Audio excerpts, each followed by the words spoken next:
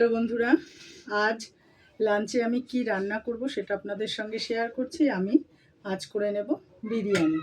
আর এই বিরিয়ানিটা কিন্তু বিরিয়ানির কথা বললেই আমরা কি ভাবি, চিকেন নয় মাটন এই ভাবি। কিন্তু আজ আমি একেবারেই মানে যারা নিরামিষ খায়, মানে নিরামিষ মানে আদা পেঁয়াজ রসুন এগুলো থাকবেই, কিন্তু তাছাড়া তো আর বিরিয়ানি হয় না, সেরকমভাবে টেস্ট লাগে না। নিরামিষ তো বিরিয়ানি করাই যায়। তাই আজ আমি কোনো চিকেন মাটনের বিরিয়ানি করব না, আমি করে নেব সোয়াবিনের বিরিয়ানি। নিউট্রিলা দিয়েও কিন্তু বিরিয়ানি করে খেয়ে দেখবেন, অসাধারণ লাগে। একেবারে চিকেনের প্রসেসে নিউট্রিলাটাকে তৈরি করে তারপরে যেভাবে বিরিয়ানি করা হয় আমি ঠিক সেভাবেই বিরিয়ানিটা করব। আর এইদিকে দেখুন আমি চালটাকে আমি ভিজিয়ে রেখে দিয়েছি। এইবার আমি এই ভাতটা বসিয়ে দেব।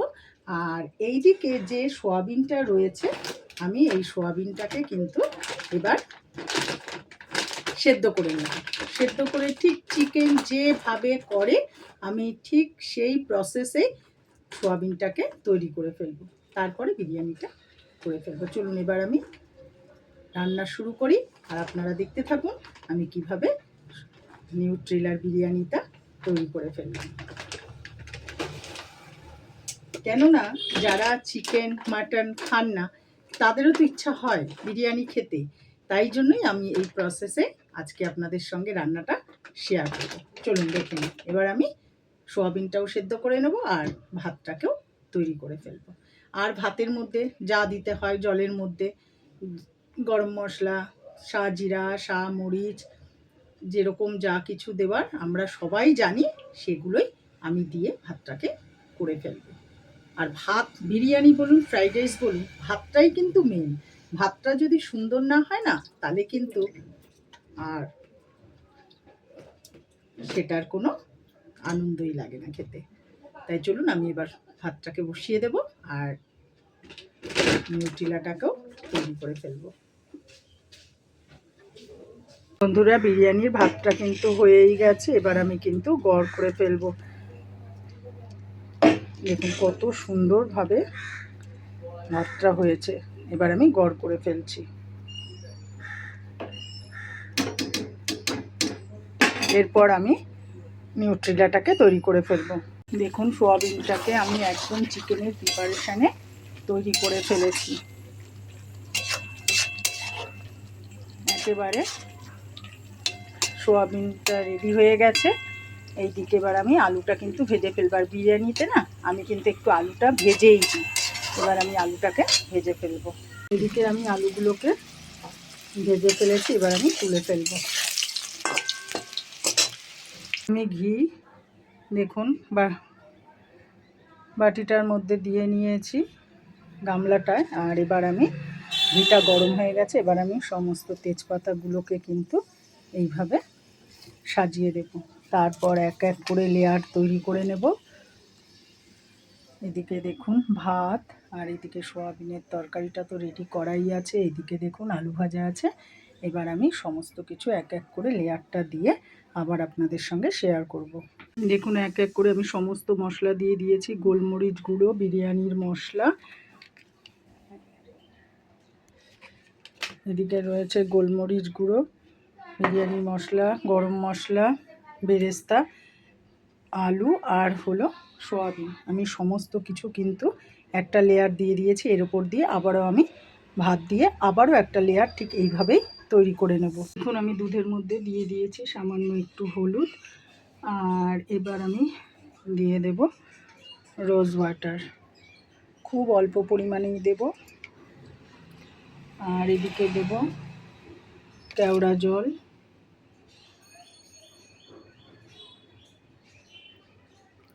খুব অল্প অল্প পরিমাণেই দেব। তার কারণ হলো আমরা নিজেরা ঘরে খাওয়ার জিনিস তো, বেশি উগ্র গন্ধ হলে না খাওয়া যাবে না। এবার আমি দিয়ে দেবো এই মিষ্টি আতরটা, দিয়ে তারপরে সব একসঙ্গে নাড়াচাড়া করে তারপরে আমি উপর দিয়ে এটা দিয়ে দেব। এই যে মিঠা আতরটা আমি মিলিয়ে নিয়েছি। এইবার আমি ভালো করে গুলেও নিয়েছি। এবার আমি উপর দিয়ে দিয়ে দেব।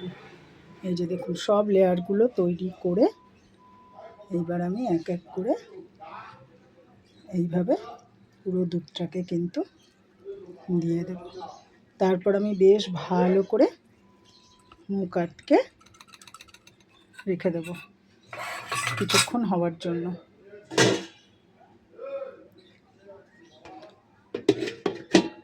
এইবার আমি গ্যাসটা জ্বালিয়ে দেব।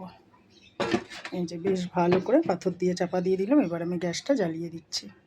আধ ঘন্টা বাদে আমি এবার ফিরে এলাম। এবার আমি খুলে দেখে নেব যে কীরকম অবস্থায় আছে। ও ঢাকনাটা ফাঁকা করতে কী যে একটা অসাধারণ গন্ধ বেরিয়ে গেল না বন্ধুরা, দেখুন। এইবার আমি আস্তে করে সাইড থেকে দেখুন,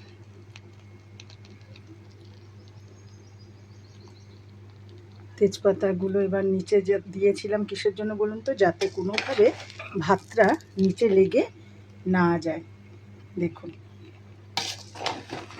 ভাত কিন্তু আমার নিচে লেগে যায়নি। এভাবেই আমি আপনাদের সঙ্গে সোয়াবিনের বিরিয়ানিটা শেয়ার করলাম। যদি ভালো লেগে থাকে অতি অবশ্যই লাইক কমেন্ট শেয়ার করবেন। ইউটিউব চ্যানেলটা ফলো করলে অতি অবশ্যই সাবস্ক্রাইব করে দেবেন।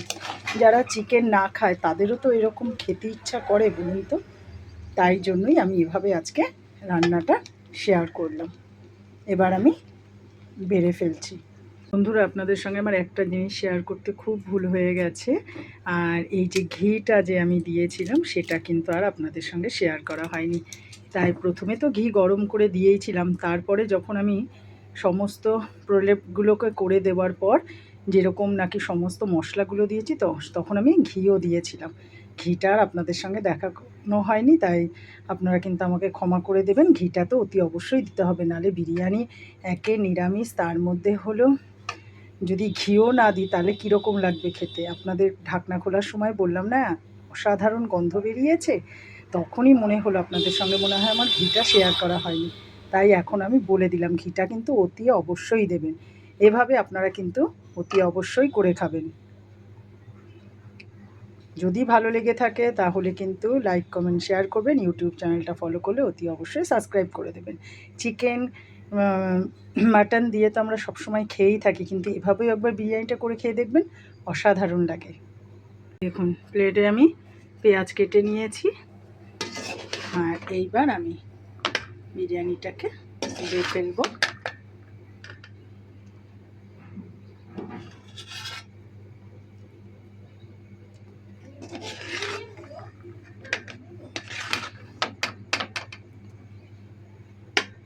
এভাবেই আমি আপনাদের সঙ্গে কিন্তু বিরিয়ানিটা শেয়ার করলাম।